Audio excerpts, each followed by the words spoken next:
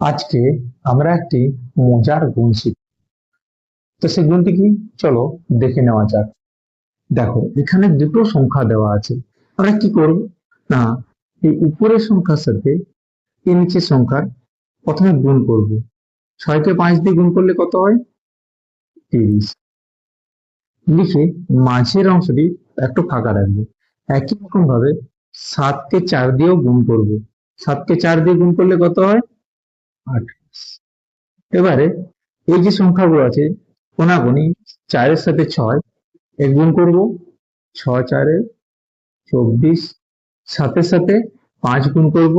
7-5 = 35। এই দুটোই যোগ করব। 5 আর 4 = 9, 3 আর 2 = 5। মাঝে বসিয়ে দেব 59। এই হলো আমাদের গুণফল। আচ্ছা, বলো তো এটা কি হবে?